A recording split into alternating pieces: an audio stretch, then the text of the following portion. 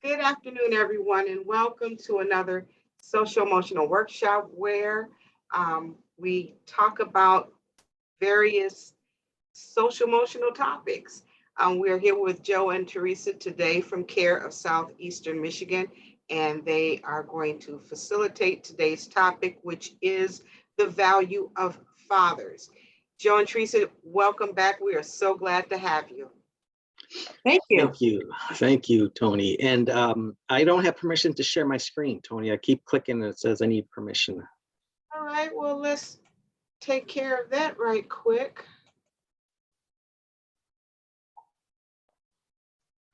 There you go. Okay. And we are rolling. All right, here we go. All right, the value of fathers. A couple of my favorite songs on the bottom of the screen. You see Cat Stevens, Father and Son, Harry Chapman. Let me get my sound to go. That always makes me cry. Oh my God. Father and son, yeah. That one. That one. My child arrived just the other day. He came to the world in the usual way, but there were planes to catch and bills to pay. He learned to walk while I was away, and he was talking before I knew it. And as he grew, he'd say, I'm gonna be like you, Dad. You know I'm gonna be like you. All right, I just had to hear that chorus there, right? So dad's too busy for the son. And then everybody knows the story. The son grows up and the son's too busy for the dad. You know, so that father relationship with their family is really important. So we're going to go through some of the development of the impact that fathers have. We're going to talk about the differences between mothers and fathers and some tips for successful fathering. Some fathers just think they're the breadwinners or the lesson teachers, you know, the disciplinarians, and that they don't have the nurturing role in that family. You know, they take on that hierarchy. We really need to break some of these gender roles and have that father be a role model for some empathy and some healthy relationships. And then some tips for how to do that and how to be a successful father, get engaged, co-parenting tips, healthy communication.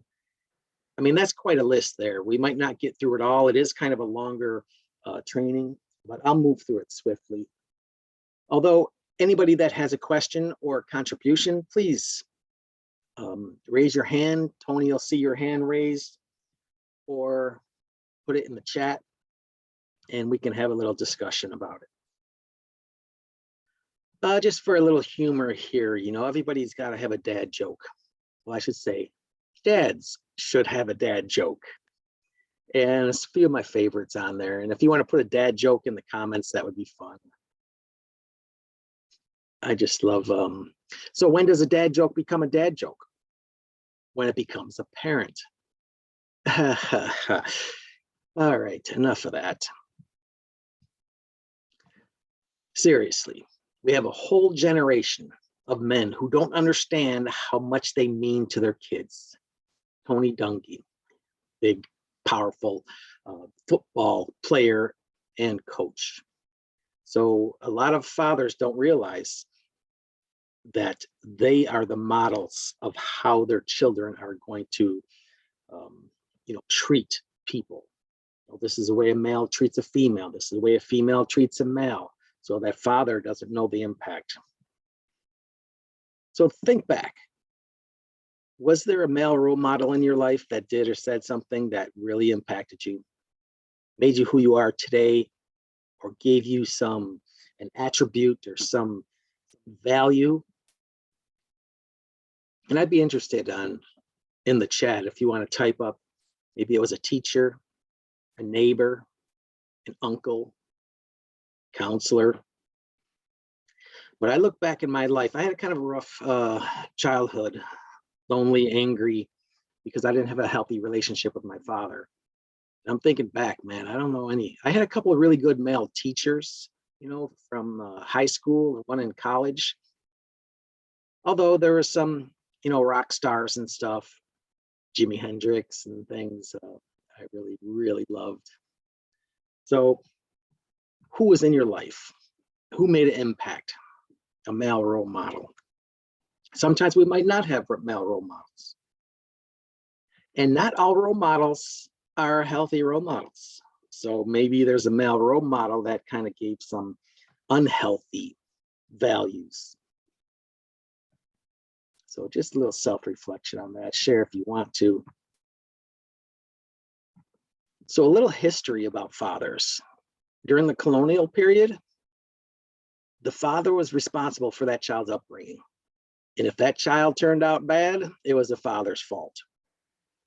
Right? So this was led to a very active role in that child's development, right? They're working the fields, right? Farming, working on the machines.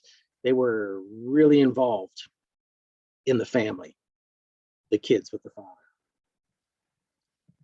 And then a little later, industrialization, economics kind of separated home from work. So men became the breadwinners, women stayed at home. This really solidified the gender roles that we probably still have today in our society.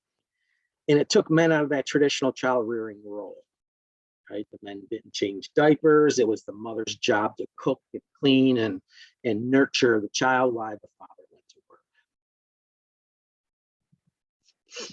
work. Modern times, with the economics, pulled mom back into the workforce. So now you have a two-family working household, a more democratic partnership. So there's more communication, decision-making because of the changing of that family and the economics.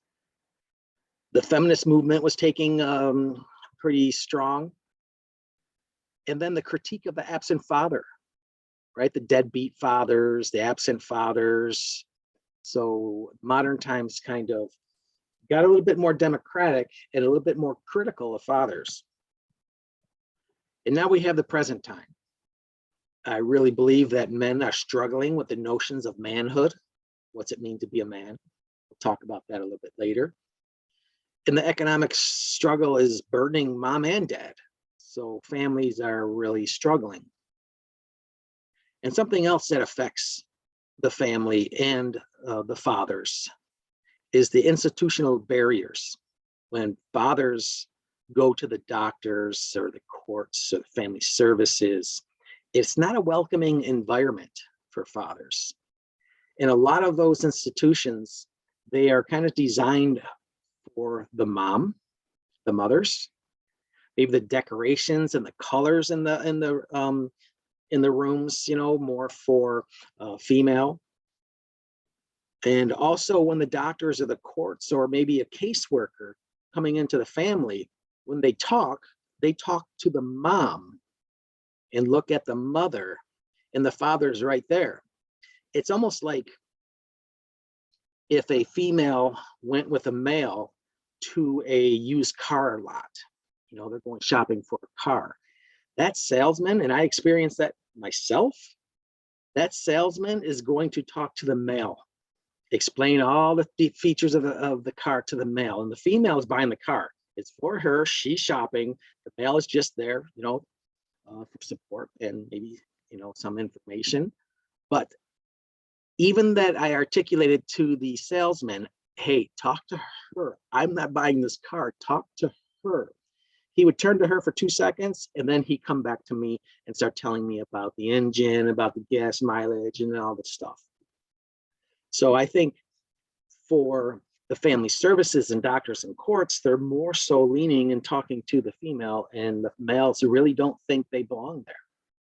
We really need to start changing some of those situations. And then something else here. Back in the 1950s and the 60s, fathers had a really supportive role in these sitcoms and movies, right? In our pop culture. They were revered, these fathers. They were sensible, they were wise, they were loving and caring, always having a lesson, always being turned to for wisdom. Although somewhere along in the late 1980s, it changed. And the dad persona became moronic, right? Dads were looked at or portrayed as morons. And you can see that in these sitcoms here, Married with Children, The Simpsons, you know, with all the, you know, eating junk food and hamburgers or drinking beer and just being that not responsible enough to raise their kids, because the mother is always going to be the matriarch in the family and take care of the rules and the kids and the wise decisions. And this, I think, has gotten a little better in today, in the 2010 and 2020, that there are some good role models in some of the movies and sitcoms, but they're still portrayed as, you know, not being responsible enough. You always have that, don't tell mom, we'll do all this fun stuff, but don't tell mom. And this isn't teaching our kids the values of fathers. This isn't teaching our kids, you know, that they can look up to their father and learn some really wise lessons instead of that. Which one is it? The Home Improvement. I mean, that's a great family. There's always wise lessons to learn, but it's always that Neanderthal, that men, and all that manly stuff, you know, and we really need to change that persona.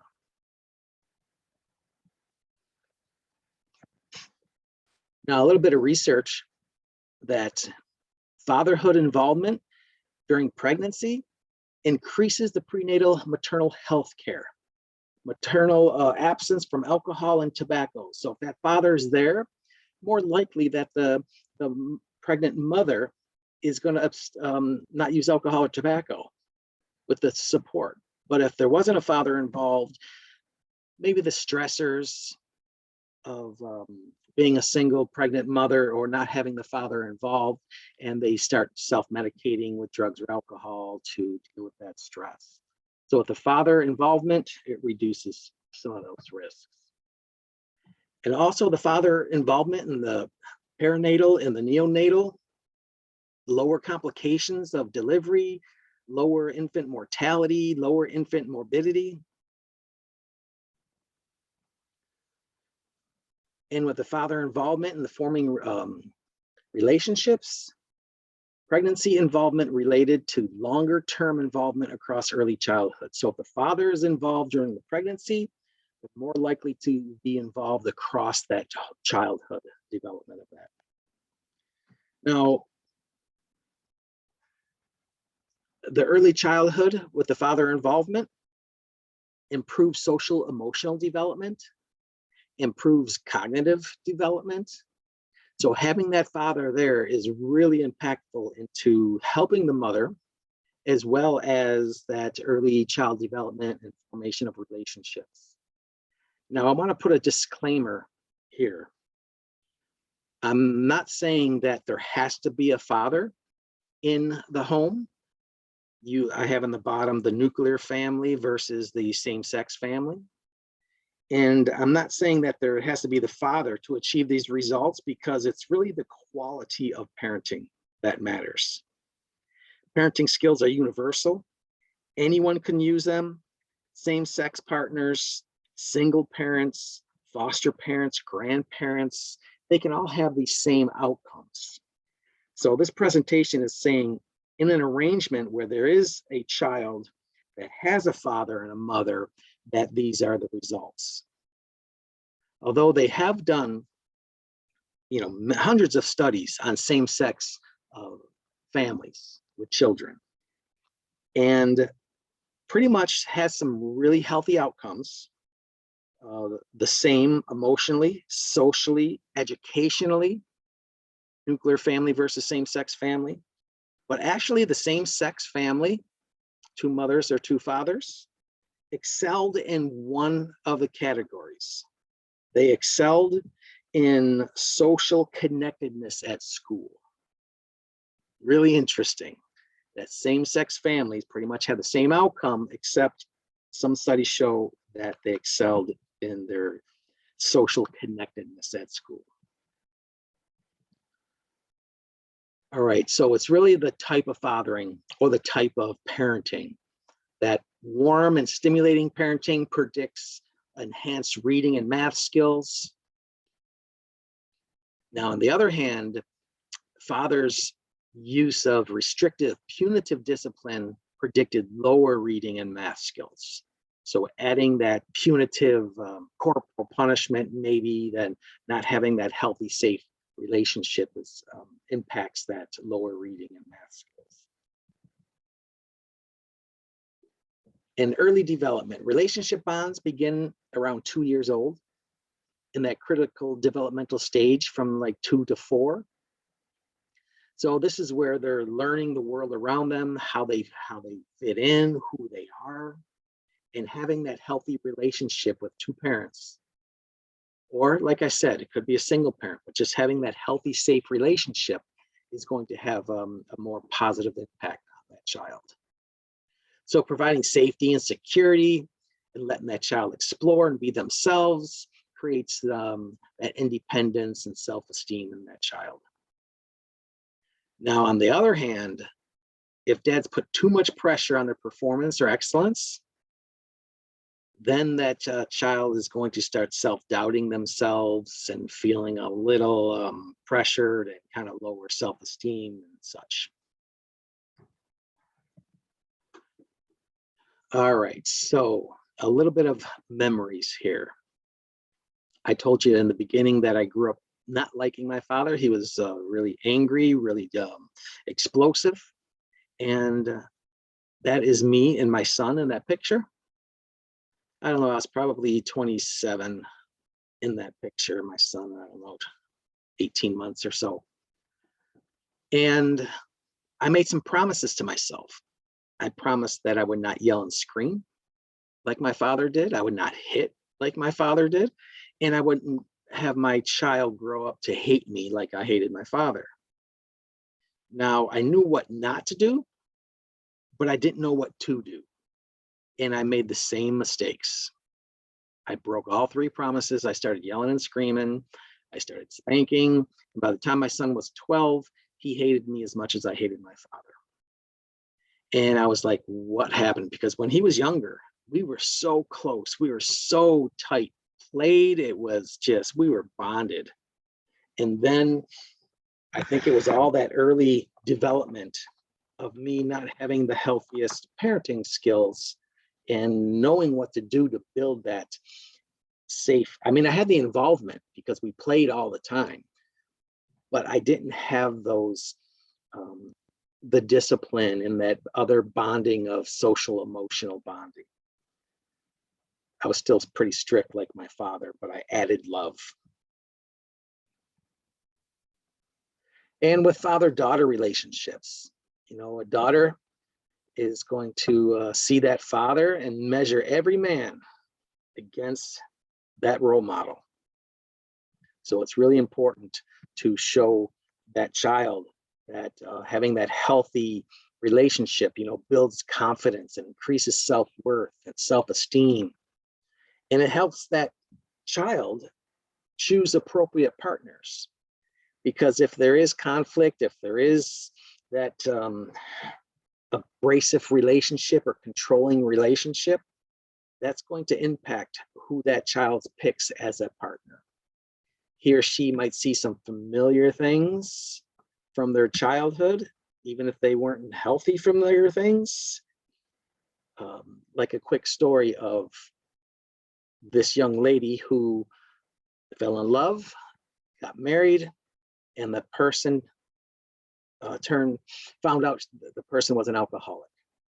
So she got divorced, picked another man, fell in love, got married, finds out that that person, her second marriage, was an alcoholic, got divorced, got married again, third relationship, third marriage. And every time she says, I'm never doing that again, third marriage, picks another alcoholic. And why? And it's that familiar behavior or chasing that unfound love that she should have gotten from her father. So pretty impactful. All right, enough with the data. Let's make some memories here. This is just a quick video. It's really cute. I want you to pay attention to the child's reaction to the father throughout the child's ages. So let's watch.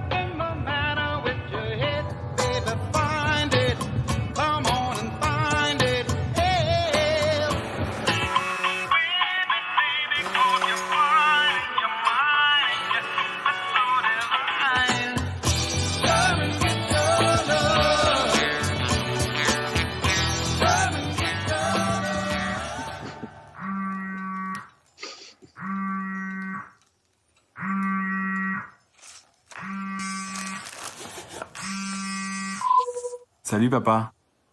Joyeux Noël.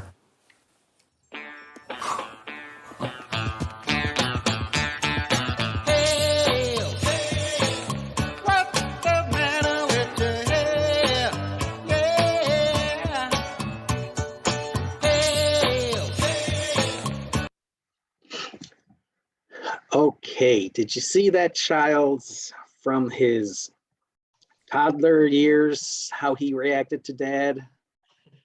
Then he was school age, dancing. You just want to make me cry today, don't you? Yeah, I should have warned you guys. You might need some tissues. Oh my God, that is so adorable. I love that Yeah. the father doesn't care if anybody's looking at him, and he just dances in that little bakery. It's so cute. Yeah, you know, he is just free, and he's Yeah. expressing himself freely to his son, which in turn allowed his son to grow up and express himself as equally free with his child. That's just awesome. Yeah, it is. And somebody in the chat, Joe, said they loved it too. Sarah said she loved it. Yeah, I can watch that over and over every time, man. I know. Well, and I I just just like like- that song. Yeah, when he was a baby, he just stared in his father's eyes like, wow, who's that tall guy? And then toddler, he was cute and he's smirking. And then when Yeah. he got a little bit older, you know, he was still into it. In the Yeah. car, he was a young teenager, you know, a youth, pre-adolescence or so. He was getting a little annoyed, but he's smirking like, dad's just a cheer, you know, he's just goofy. But in that coffee shop, he was like, oh my gosh, I can't believe this, you know, really annoyed as that young man. But that memory, now he has a child and he's going to pass that on. I just love watching those emotions throughout the Yeah, he age. loves his dad. All teenagers think their parents are weird, but he loves his dad. That was their connection. Yeah, and I think when kids start, you know, when they're teenagers, they pull away from the family. They don't want anything to do with the family. They want to hang out with their friends. And for the parents to be offended by that and try to force themselves on there instead of understanding that, hey, have that healthy, safe, loving relationship, and it's going to impact those memories. And that child's going to appreciate that. Yeah. You guys do have the ability to mute yourself and chime in whenever you feel like it. Awesome. Thanks, Tony. All right. So the difference between moms and dads, you know, the child doesn't need another mother. They already have one of those. Dads are different, right? They smell, sound, feel, play different, right? They still have the skills if we can rationalize that and get rid of those gender roles to to nurture and child rearing and interacting with their child, but they do it in their way. So moms out there, and I know some moms out there that criticize their husbands, don't do this and you're doing it wrong and you need to do this. It's like, no, let the fathers be the fathers, as long as they're healthy and safe, that is. I mean, if they are endangering the child, of course, intervene. But dads are different. When moms pick up the child, they are more quiet and they move slower, you know. But when dads pick up the child, they're a little faster. They make faster movements and things.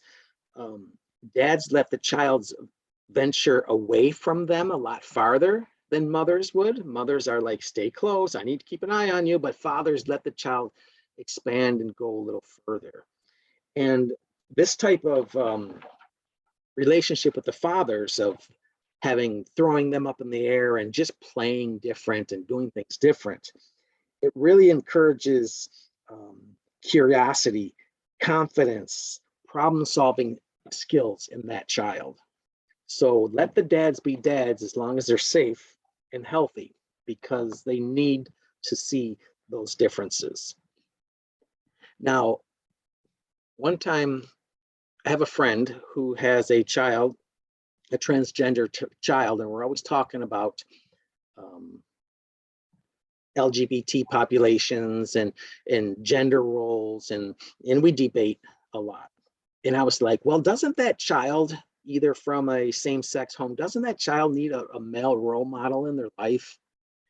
And she put me in my place, and I appreciated that. She says, there's male role models all over the place, right? That child's going to have a lot of male role models. Could be a neighbor, could be an uncle, could be a teacher. They're going to have male role models. So don't think, how should I say it? You know, don't think that they have to be like you. Joe? Yes. There was a comment added, and I think it was when you were talking about let dads be dads and don't hover and tell them what they're doing wrong. And someone wrote, I remember my dad throwing the babies so high in the air. I remember my dad do that too. And my mom freaking out, you know, because we're so worried all the time. But, you know, I'm sure he was really safe. Obviously, she didn't comment that any of the kids got hurt. So it's just funny. I just wanted to add that because somebody is commenting. I'm glad you did, because I wanted to say that, because that was in some of my research. When dads do play a little rougher and do throw them up in the air, I threw my son up in the air under his armpits, tossed him up and caught him under his armpits. You know, the father should look at the child to see if the child's in distress. If the father is roughhousing with the child, which is great, although keep aware of that child's demeanor, of his emotional reaction, because if that child's in distress and mom sees it's in distress, then yeah, dad, you better slow down, because that child's not ready to do that. So thank you, that triggered that memory. All right, so in the chat, write A, B, C. How do kids spell love? A, time, B, gift, C, freedom. Now, I know a lot of fathers who would think freedom is really important. Or maybe the absent father that just thinks buying them things, you know, buying the love, buying all that stuff for them to make it up. One person did say A. All right. Oops. Here we go. And that person gets an A+ for the day. Okay. Because time is the way kids spell love. Now, I really like this 3 C's of successful fathering. And the first C is constancy. And the definition is that faithful and dependable. Right? Time hanging out with their dad, casual contact around meals. So dad should be around, you know, cooking and chores and running errands, and break those gender roles, that it's not mom's mom's responsibility to do all of those things. Dad, if you're around, be there. Casual contact around those things. It really shows that child that it's normal. And then that time, shorter and more often is better than longer a few times a year. So if you have this one big vacation, even if you went to Florida, the Bahamas, or whatever, big ski trip, that's not as impactful as 15 minutes a day, undivided attention every day, if you're able to do that. More consistency for shorter periods of time or longer, depending on how much time you have, is better than 2 weekends or every other weekend and 2 weeks out of the year. Even if it is a big vacation, they want constancy, faithful and dependable. The second C is care, right? Hugs, pats on the back, compliments, and yes, actually saying I love you. I know a few males in my life that have a hard time saying I love you, yes, to their kids and others. I know somebody who didn't say I love you to their kid until their kid was 9 years old. And that blew my mind. 9 years before you said those words to your child. And I know everybody in the room here, and probably everybody you know, says it 100 times a day to their child. But some people have a little trouble with that. So kids need to know that you care.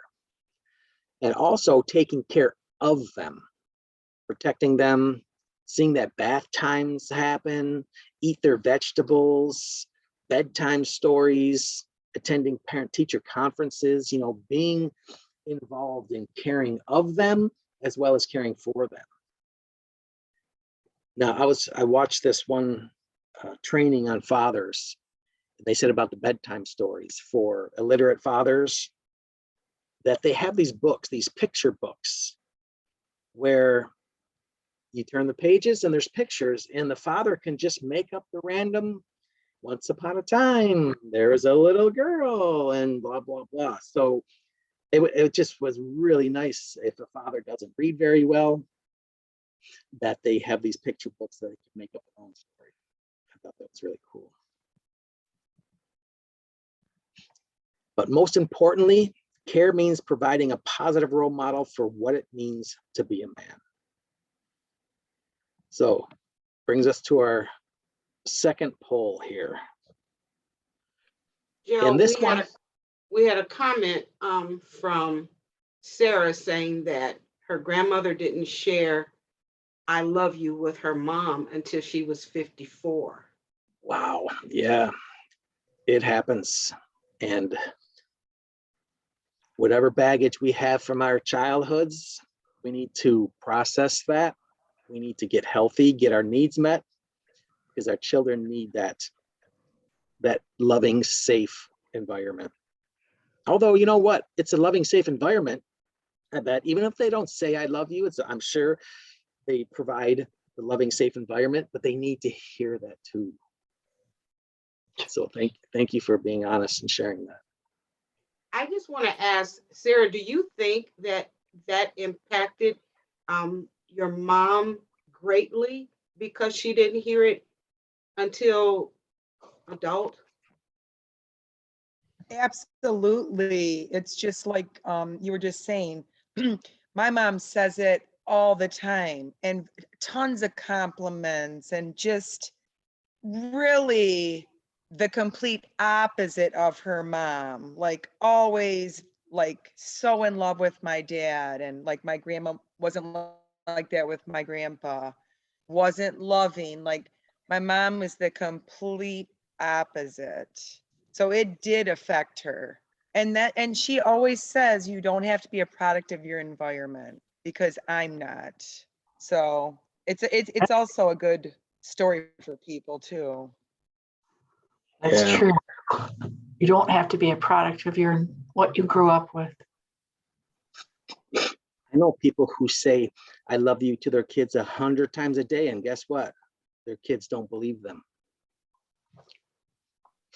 Kids will go with what they feel, not with what they hear. So if there's a lot of corporal punishment or just lectures and expecting too much from that child, or expecting too little and overprotecting them. And then they say, I love you. And their child's like, no, you say it with words, but I don't believe or feel that. I agree 100% with that as well. That's so true. The actions have to match the words. I mean, they just do. In any relationship, no matter, I mean, teacher, student, husband, wife, father, son, I mean, you name it. It has to always match. True. All right, so poll number 2, what does it mean to be a man? Pick like 3 letters out of here. What do you think the top 3? Or if that's too hard, pick 4 letters and put them in the chat. What's it mean to be a man?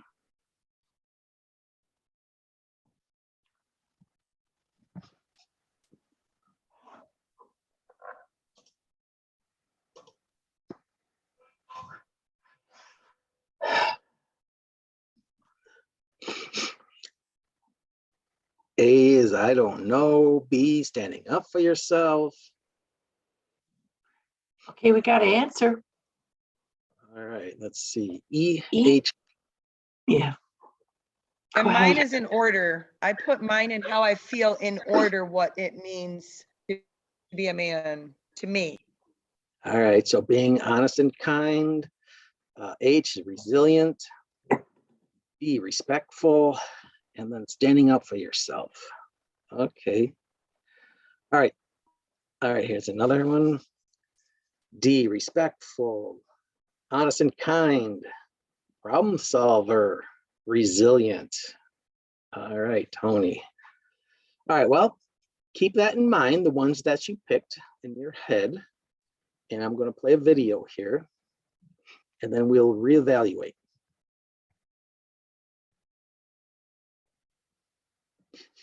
Let me preface this video here before I play it. This is a trailer. It's from a documentary. It's an hour-long documentary on the mask we live in. And there's probably 18 seconds of really strong language. So if you're adverse to hearing some strong language, put your computer on mute for about 18 seconds. So I apologize for that. Although this is, well, I'll let the video explain it here.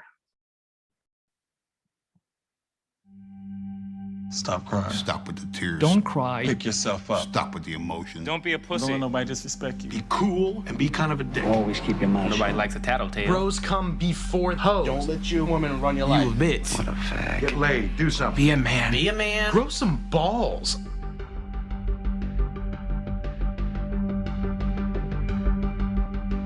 The 3 most destructive words that every man receives when he's a boy is when he's told to be a man. We've constructed an idea of masculinity in the United States that doesn't give young boys a way to feel secure in their masculinity, so we make them go prove it all the time. Within their peer group culture, each of them is posturing based on how the other boys are posturing, and what they end up missing is what they each really want, which is just that closeness. In good times, guys are like really close to each other, but when things get a little bit worse, you're on your own. From middle school, I had 4 really close friends. But once I kind of went into high school, I struggle finding people I can talk to because I feel like I'm not supposed to get help. Our kids get up every morning. They have to prepare their mask for how they're going to walk to school. A lot of our students don't know how to take the mask off. What is it you don't let people see? Almost 90% of you have pain and anger on the back of that paper. If you never cry, then you have all these feelings stuffed up inside of you, and then you can't get them out. They really buy into a culture that doesn't value what we've feminized. If we're in a culture that doesn't value caring, doesn't value relationships, doesn't value empathy, you are going to have boys and girls, men and women go crazy. I had anger issues in high school. I felt like an outcast. I've been suspended at least once every year I was here. We would just look for trouble and just like try to fight. Boys are more likely to act out. They're more likely to become aggressive. Most people miss that as depression or see it as a conduct disorder or just a bad kid.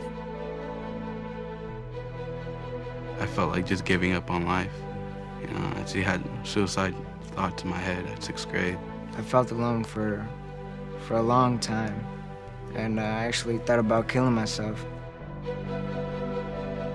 Whether it's homicidal violence or suicidal violence, people resort to such desperate behavior only when they are feeling shamed and humiliated, or feel they would be if they didn't prove that they were real men. If you're told from day one, don't let nobody disrespect you, and this is the way you handle it as a man, respect is linked to violence. If I can man up, why step down from that, you feel me? It's like instinct. So man up. Man up. Man up. Man up. Pull some fucking balls. Act like a man. Be a man. Be a man. For my kids, I was gonna end this hyper-masculine narrative here.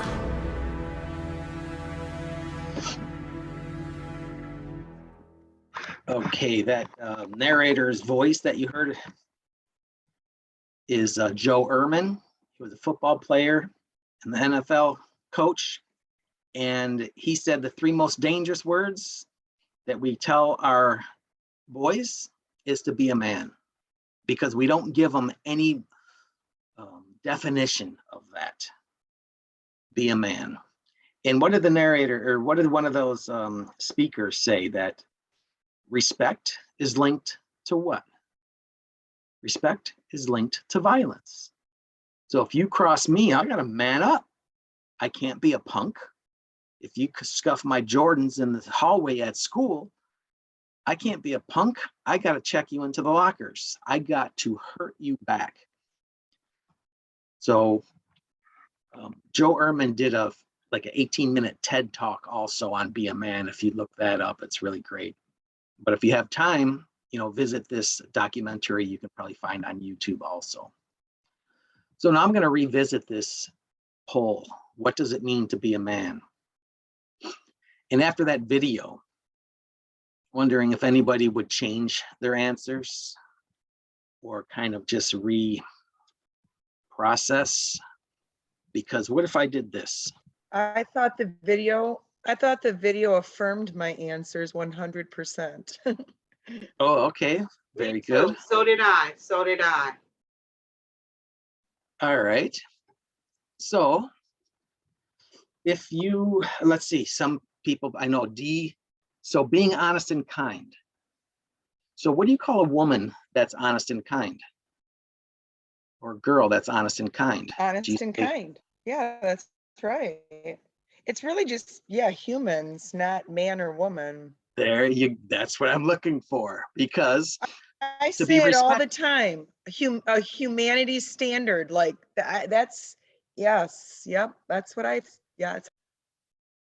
But if we say, you know, stand up for yourself, be a man, stand up for yourself, what do you call a girl or a young lady that stands up for themselves? Do you say, wow, honey, that's the way to be a man, daughter? No. What about never being afraid or being respectful?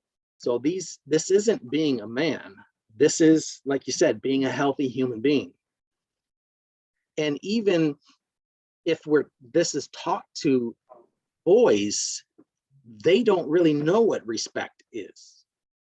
They don't, let me put this one here. If we teach our boys, never be afraid, don't cry, what does that lead to? So you're going to be afraid in your life. Females, males, people in this room are afraid of maybe public speaking, are afraid of starting or ending a relationship, are afraid of, failing their family or getting fired from their job. So what does that mean? You're not a man? So when we put these narratives in our children's heads on what it means to be a man, it's very harmful to them, because if they don't live up to these things, then what are they? All right, the third C is courage. Kids need to observe fathers who have the courage to do the right thing, even when there's a personal cost, right? The courage to tell the truth, right? To be honest, even if it's going to hurt them or embarrass them, or they're going to lose in some way. The courage to be imperfect. to make those mistakes and say, you know what, that was wrong. I should have done this instead of that. And so we can model that mistakes are okay and you don't have to be perfect. So kids need to see dads demonstrate vulnerability and being tender, as well as being strong and in control. And I think that will also, break those gender roles, that men can be vulnerable. They can cry in front of people. They can be tender and nurture, as well as strong and in control. And I remember when, for all those years I hated my father. When my father passed, I was 25 years old when my dad died. And after a while, I'm thinking about him, wondering what his life was. And I asked my mother, because I never saw my father vulnerable. He always strong and in control, right? And I asked my mother, did dad ever cry? Because in my life, I feel like crying. I feel like sadness. I feel vulnerable. I feel hurt. I feel scared. But my father was this big rock. And I'm like, I wish my dad would have kind of showed me that part of him so I can feel like I'm normal. So, showing your child that you can be vulnerable instead of thinking that men don't cry and you always got to put up that strong front. Oops. I'm going to show you a few clips of this video here. If anybody knows Matthew Cherry here, and being vulnerable and bonding with your daughters. I'm just going to stop it at a few different places because it's a longer video. It's like a 6-minute or almost a 7-minute video. So bear with me to queue up here. I'm going to 209.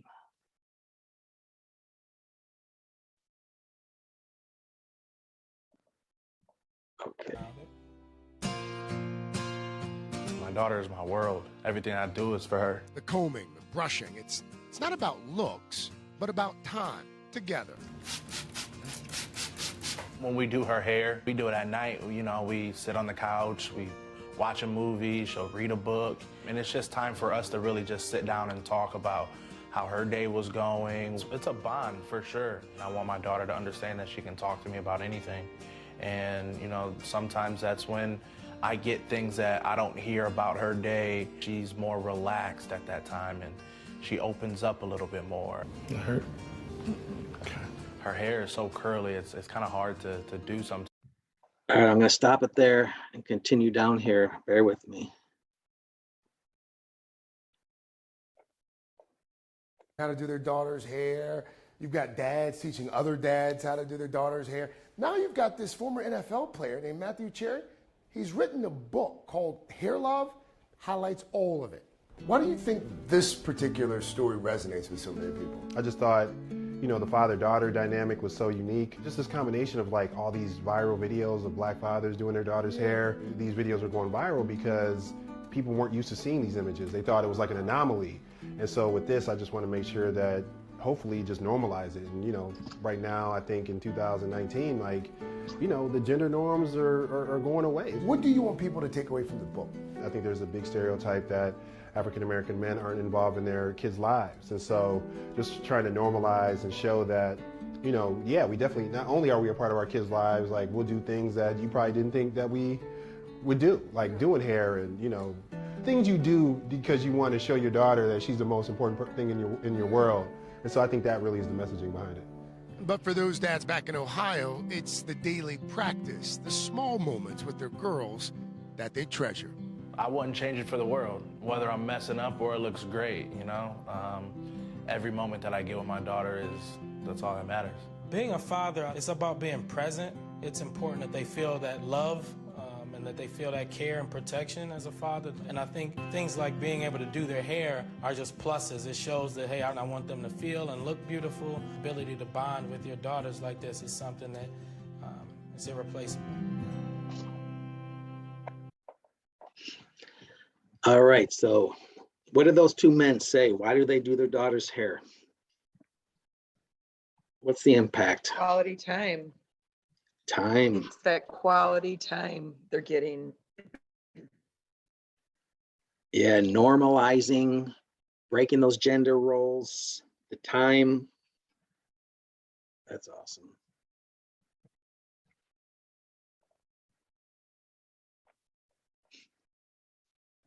All right, so now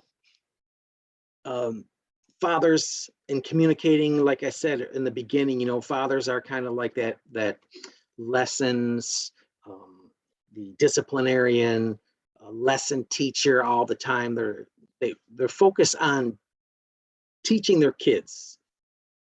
And this slide is really to remember to listen. I watched a movie last night and there was a quote in it. It says, the less you talk, the more you learn, or the more you hear. I forgot what he said. The less you talk, the more you hear. So listen to your kids. Make room for all the fears and all the emotions. Don't dismiss their feelings. Fathers are common to say, don't cry. You know, don't be jealous. If they're not your friends, if they don't treat you, if they didn't invite you, they're not your friends, go make new ones. No, listen, connect to those feelings. That's really sad when you don't get it. You must be jealous. That hurts. Make room for all of those emotions. You know, empathize with your child instead of trying to fix that feeling and avoid them feeling that feeling. And listen and reflect. You know, their thoughts and worries, just, you know, wow, that must be really hard. You have 10 ideas in your head to fix their problem. But instead of fixing their problem, show empathy. You don't have to teach all the time.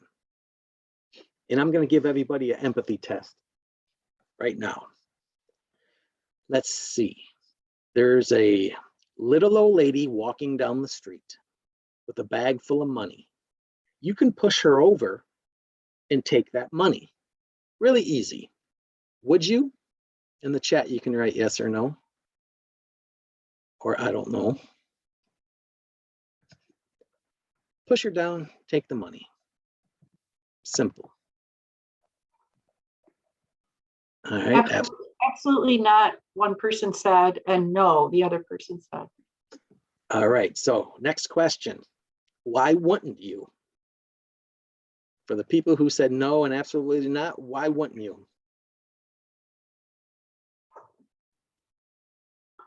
And if it's too long to type, you can unmute yourself.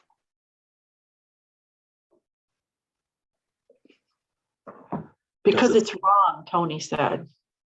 All and right. Sarah said she could get hurt and it's her money, not mine. All right. So now let's process those answers. If you said, now, most people, except maybe one time I gave this presentation, I did it at an inpatient treatment center, and somebody said, yeah, I probably would push her down and take her money. I was like, wow, well, thank you for being honest. All right, depends where they are, you know, what the situation is. But that's not the empathy question of whether you would or not. The empathy question is, why wouldn't you? If you answer because it's against the law, because it's wrong, because I'll end up in jail, get in trouble, that's not empathy. If you answered because that would be horrible, I have a grandmother and I wouldn't want her to experience that. You know, I couldn't imagine that to ever do that and have scare her, like, you know, that's empathy. Now, to make the people, because I answered it, it's wrong. That's my first thing. It's wrong. It's against the law. I wouldn't do it. That means you're a great citizen of our community, but you didn't go to empathy. The first thought was not empathy. I don't want anybody to feel bad if they said no or it's wrong, because empathy is thinking about the experience that she would have if you did that. All right, so a great way to listen to your children is to ask open-ended questions. What, where, when, why, how, and just listen. So did you like that movie? Yes, no, I don't know. Are you? Will you? Could you? Should you? Those are all yes, no questions. Those are all close-ended. Will you? Could you? Would you? Should you? And that just stops conversation. Did you like that movie? Yes. Oops, that was a closed-ended question. How can I rephrase that? What did you like about that movie? Did you like the zoo? Yes. No, I don't know. Oh, that's conversation over.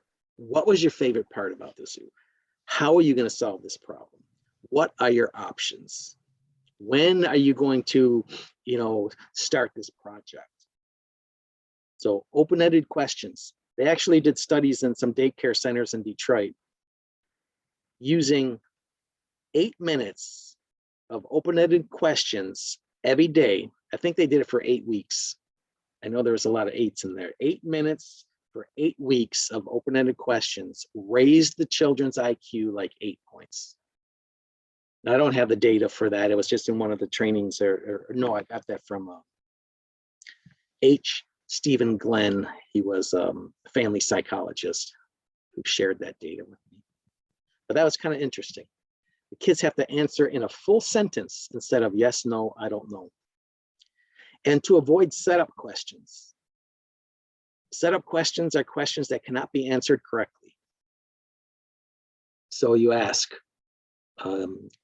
did you clean your room? The child says yes. And you're like, yes, that's not clean. Go in there and clean that room. You give them a little mini lecture. You ask another, did you clean your room? The child says no. And then you say, no, why didn't you clean your room? You never clean your room. That's it. You're grounded. You're not going out. The answer, that question cannot be answered correctly. How about this one? How many times must I tell you? Can you answer that question correctly to your parents? If the child says once, what would a parent say?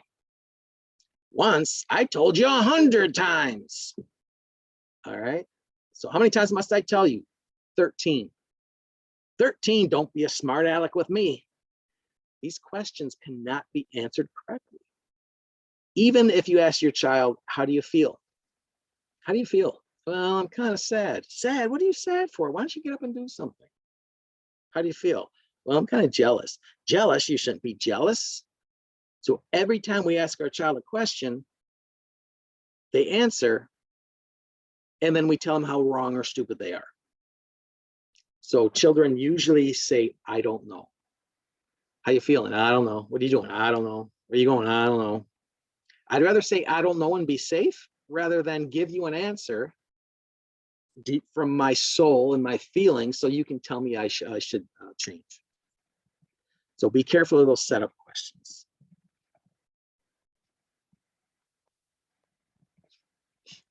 So just getting fathers involved, start reading, doing some fitness with your kids. And this stuff doesn't cost any money. Mostly everything on here is almost free to very low cost, right? Sharing family history, having little meals and cooking and toothpick things. You can have the mini marshmallows and toothpicks and make all kinds of food structures. Man, that's really fun. Get silly, have dress up day, mismatch day, backwards day, karaoke in the living room, live readings, acting hour, making slime, the STEAM activities, that's science, technology, engineering, arts, mathematics. And I put paper airplanes because I was doing a leadership camp for kids, middle schoolers. And it was a great activity to write your name and 3 things you like, then make a paper airplane, throw it around the room. And then when I say stop, pick up the airplane closest to you and find that person and talk about the favorite things that they had. And nobody knew how to make a paper airplane. This is 3 years ago I did this activity. So, I don't even know if I taught my son how to make a paper airplane. So in summary, your presence is invaluable. Those 3 C's, constancy, care, and courage, to be that role model. Listen instead of lecturing and teaching. Your kid's going to learn throughout his lifetime. You don't have to teach them everything when they're 4, 5, 10, 12. Be there. Make room for those feelings and normalize those feelings when they have them. And stay engaged, making some memories.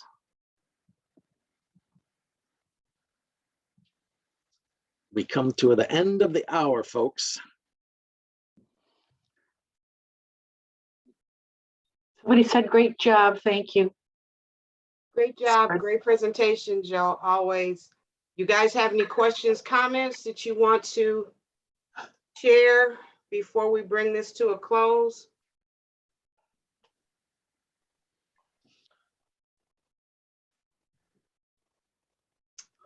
Ready. Well, thank you everyone for attending. Theresa, Joe, thank you for the presentation. Excellent information as always, and it always provides a different perspective that you may not have considered, you know, when examining or learning about different things. Yeah. And we need some men in this training. Yeah. Men Absolutely. need to hear this. Yeah. They really do. They really do. Well, again, thank you guys for joining, and thank you, Joe and Theresa, and everybody have a great day and an excellent